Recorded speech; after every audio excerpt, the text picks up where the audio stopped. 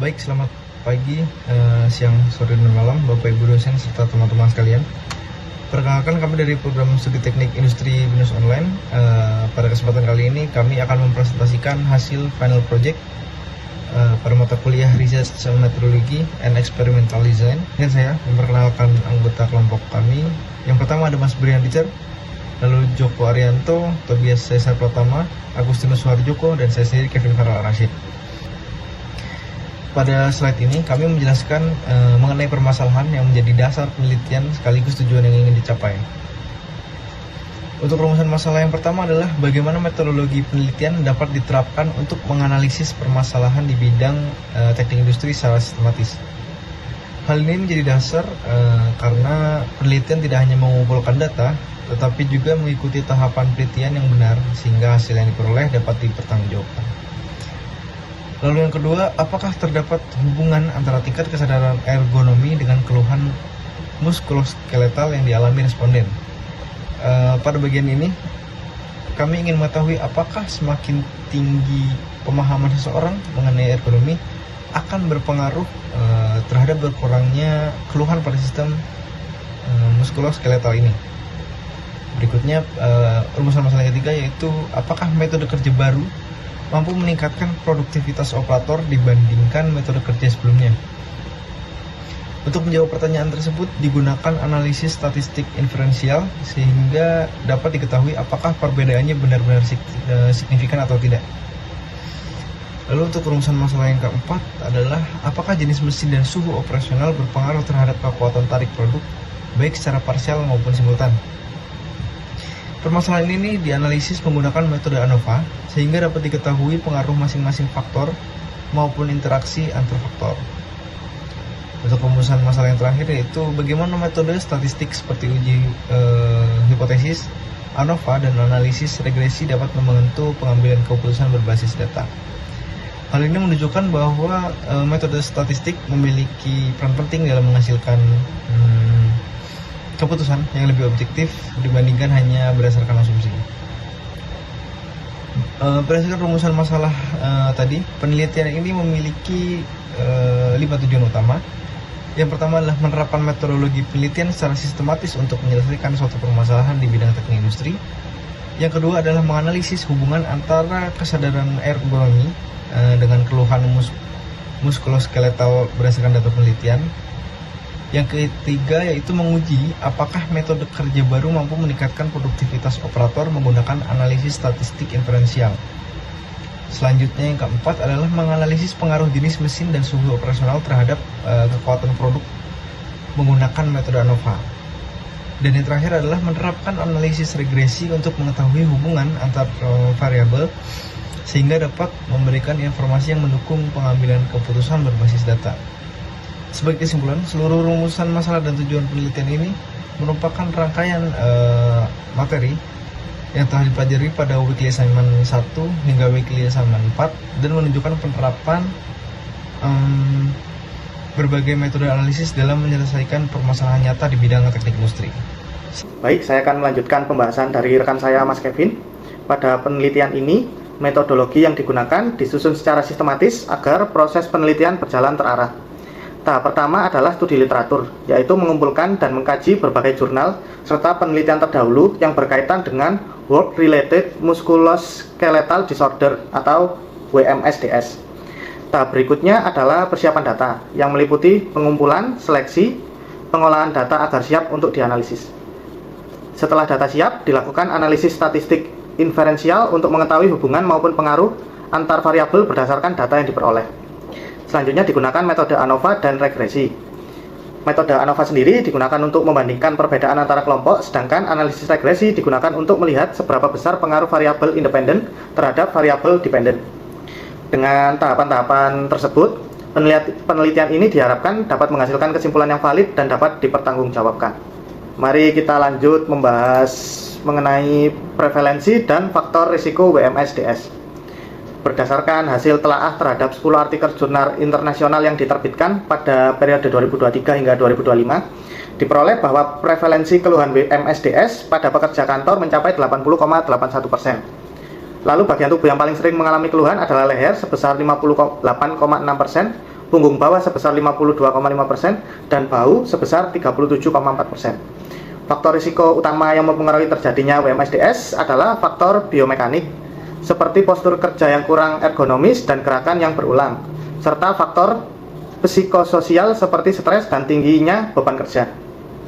Beberapa metode yang sering digunakan dalam penelitian WMSDS antara lain ROSA, RULA, OA, SEM ataupun PLS SEM, motion capture, serta systematic review dan meta-analisis. Selain itu, berbagai penelitian menunjukkan bahwa intervensi berupa pelatihan ergonomi dan perbaikan desain stasiun kerja terbukti mampu menurunkan tingkat resiko dan keluhan WMSDS sendiri. Oleh karena itu, penerapan ergonomi yang baik tidak hanya meningkatkan kesehatan pekerja, tetapi juga berdampak positif terhadap produktivitas dan kualitas kerja perusahaan. Baik, untuk materi selanjutnya akan dibahas oleh rekan saya, Mas Joko. Saya akan menjelaskan bagian modul 2, kesadaran ergonomi dan keluhan muskuloskeletal. Uji validitas X, Y. Hasil R hitung 0,345 kurangi 0,749 lebih dari R. Tabel 0,113, keterangannya valid. Reliabilitas variabel kesadaran ergonomi X sama dengan 0,1487. Variabel Y, keluhan muskuloskeletal, sama dengan 0,03991 kurang dari 0,60, tidak reliable. Normalitas Anderson-Darling, p-value kurang dari 0,005, X dan Y tidak normal. Karena data tidak memenuhi asumsi normal dan konsistensi internal instrumen rendah, pengujian hipotesis lanjutan sebaiknya menggunakan pendekatan statistik non-parametrik. Selanjutnya modul 3, deskriptif statistik metode A dan B. Statistik untuk variabel A, mean-nya 49,72, STDEV-nya 1,94765, varians-nya 3,79333, minimumnya 46, maksimumnya 53. Untuk metode B, means-nya untuk variabel metode B, means-nya 5,56, STDEV-nya 2,18098, varians-nya 4,75667, minimumnya 52, maksimumnya 60. Selisih rata-rata lebih 5,84 unit per jam untuk metode B. Metode Bonnet, statistiknya 47, p-value-nya 492. Untuk Levene, statistiknya 49, p-value-nya 486. Uji homogenitas varians, Linev, Rene-nya P 0,486, Bonnet P sama dengan 0,492.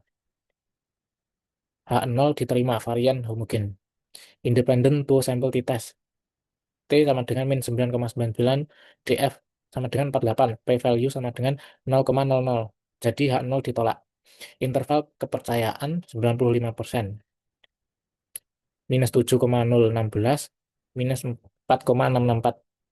Jadi tidak mencakup 0, memperkuat signifikan. Kesimpulan, hasil uji Bonnet p-value 0,492 dan Levene p-value 0,48 menunjukkan nilai p-value lebih dari 0,05, sehingga varian produktivitas antara metode A dan metode B dinyatakan homogen.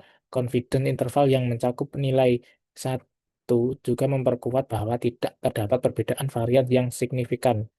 Dengan demikian, asumsi homogenitas varian terpenuhi dan analisis dapat dilanjutkan menggunakan independent two sample t-test dengan asumsi equivalence assumption. Ya, baik. Saya akan melanjutkan untuk menjelaskan di modul 4.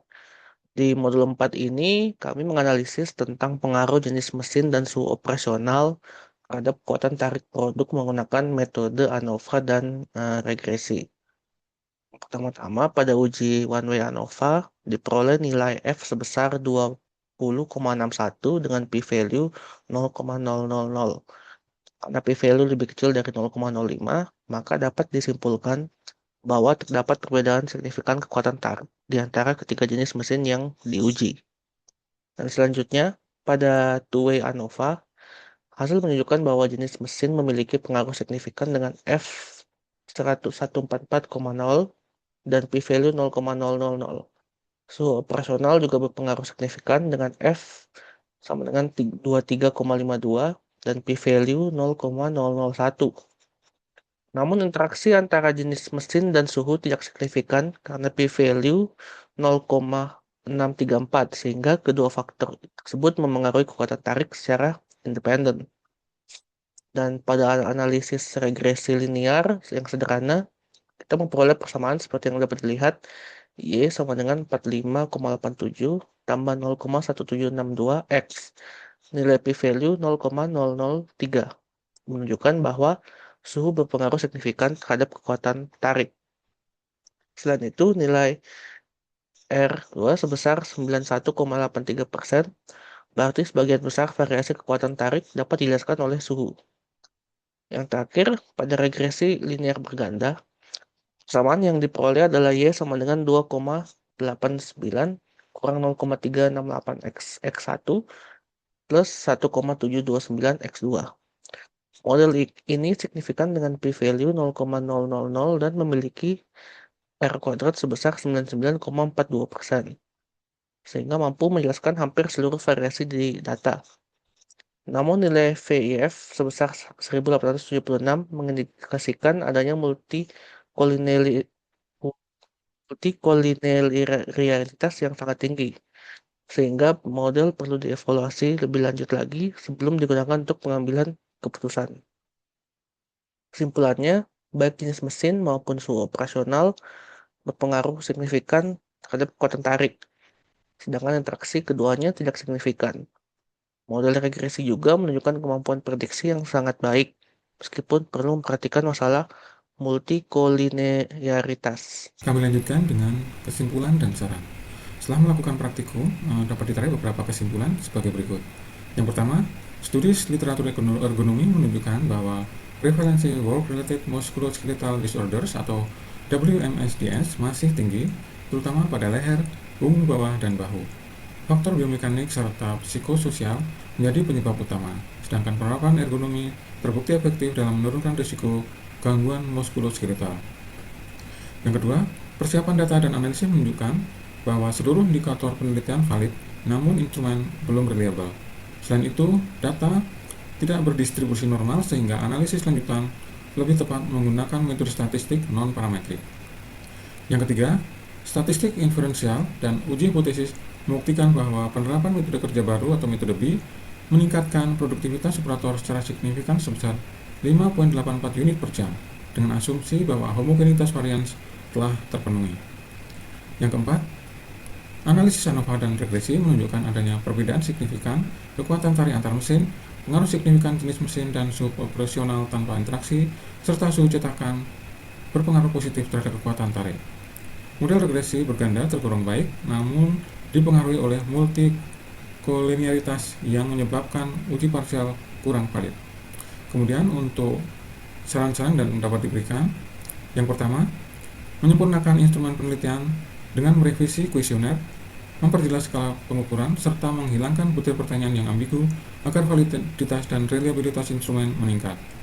Yang kedua, menyesuaikan metode analisis data dengan menggunakan uji statik non-parametrik atau melakukan transformasi data apabila data tidak memenuhi asumsi normalitas. Yang ketiga, mengimplementasikan metode B sebagai standar operasional prosedur atau SOP perusahaan karena terbukti mampu meningkatkan produktivitas operator secara signifikan sebesar 5,84 unit per jam. Yang keempat, mengoptimalkan proses produksi melalui kalibrasi dan preventive maintenance mesin secara berkala serta mengatasi multikolinearitas pada model regresi dengan merekayasa ulang variabel bebas agar hasil analisis lebih akurat. Demikian yang dapat kami sampaikan. Terima kasih. Binus University, a world-class university, fostering and empowering the society in building and serving the nation.